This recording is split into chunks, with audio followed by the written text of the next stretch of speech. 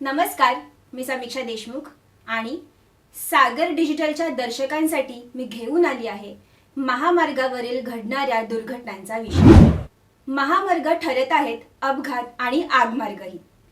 मुंबई गोवा महामार्ग असो की मुंबई पुणे एक्सप्रेस, कधी खड्ड्यांमुळे तर कधी अपघातांमुळे या महामार्गांची चर्चा होत असते।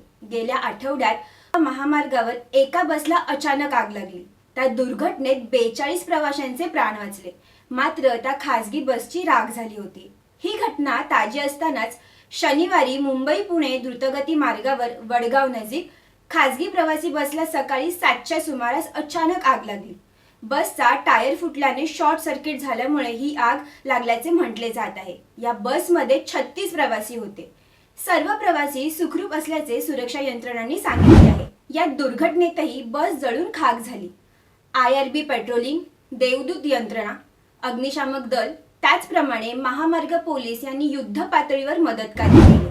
त्यामुळे या आगीवर नियंत्रण प्रस्थापित करण्यात आले। ऐन उन्हाळ्यात बसला अचानक लागत असलेली आग तांत्रिक दोषामुळे आहे की अन्य काही असा सवाल उपस्थित केला जात आहे। या घटनांची सखोल चौकशी करण्याची मागणी होत असून वेगवान आणि सुरक्षित प्रवासासाठी असलेले हे महामार्ग आगमार्ग किंवा अपघात मार्ग ठरू नयेत अशी सर्वसाधारण अपेक्षा आहे। दरम्यान मुंबई गोवा महामार्गावर रत्नागिरी जिल्ह्यात खेडमधील खोपी फाटा येथे शुक्रवारी अवघ्या 2 तासात 2 मोठे अपघात झालेत। एका डंपरने दुचाकीस्वाराला उडवले, त्यात दुचाकीस्वाराचा मृत्यू झाला। या घटनेमुळे हळहळ व्यक्त होत असतानाच भोसते घाट उतरत असताना डायव्हर्जन तोडून खोपी फाटा येथे ST बसच्या प्रतीक्षेत असलेल्या 2 महिलांना कंटेनरने धडक दिली। या अपघातात दोघी महिला गंभीर जखमी झाल्या।